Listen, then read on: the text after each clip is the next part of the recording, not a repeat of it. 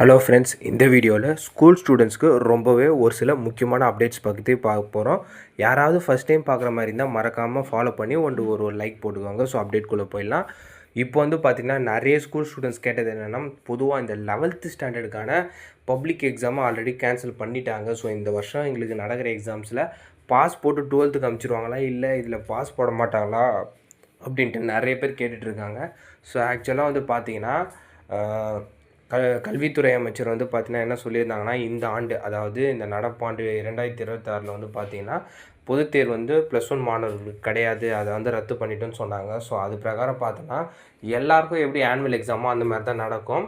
ஆனால் ஒரு சில விஷயம் என்னென்னா, இப்போ 1ஆம் வகுப்புலேருந்து 8ஆம் வகுப்பு வரைக்கும் பார்த்தா கம்பல்சரி ஆல் பாஸ் போட்டுருவாங்க.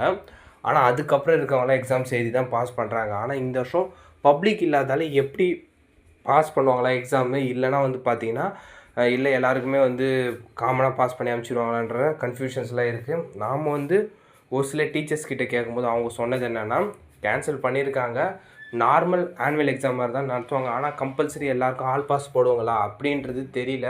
ஸோ ஆனுவல் எக்ஸாமாக இருக்கிற பட்சத்தில் கண்டிப்பாக மோஸ்ட்டாக எல்லோரையும் பாஸ் பண்ணி தான் உள்ளே அனுப்பிச்சிருவாங்க. அந்த மாதிரி தான் சொல்லியிருந்தாங்க ஸ்டூடெண்ட்ஸு. நீங்கள் யாருமே இந்த 11th எக்ஸாம்ஸ் நினச்சி பயப்படாதீங்க. கண்டிப்பாக பார்த்தீங்கன்னா பாஸ் பண்ணி 12th அனுப்பிச்சிடுவாங்க. ஸோ நீங்கள் 12th நல்லா ஃபோக்கஸ் பண்ணுங்கள். அண்டு இன்னும் ரொம்ப முக்கியமான விஷயம்னா, போன வருஷம் பப்ளிக் நடந்துச்சு 11th, அதில் பாஸ் ஆகாத மாணவர்கள் பார்த்தீங்கன்னா இந்த வாட்டி ஒரு சப்ளிமெண்ட்ரி எக்ஸாம் மாதிரி நீங்கள் எழுதுகிற மாதிரி தான் இருக்கும். ஏன்னா உங்களுக்கு பப்ளிக்குன்னு சொல்லிட்டாங்க. அதாவது 2025ஆம் ஆண்டு படித்த மாணவர்கள் +1 பப்ளிக் எழுதினாங்க. அதில் தேர்ச்சி அடையாத ஸ்டூடெண்ட்ஸ் பார்த்தீங்கன்னா உங்களுக்கு சப்ளிமெண்ட்ரி எக்ஸாம் நடக்கும். உங்களுக்கு கேன்சல் பண்ண மாட்டாங்கப்பா. இந்த நடப்பாண்டில் படிக்கிற மாணவர்களுக்கு தான் கேன்சல் ஆகிருக்கு. அதுக்குன்னு போன ஆண்டு தேர்ச்சி அடையாத மாணவர்களாக ரொம்ப கவலைப்படாதீங்க. கண்டிப்பாக இந்த சப்ளிமெண்ட்ரி எக்ஸாம் ரொம்ப ஈஸியாக இருக்கும்.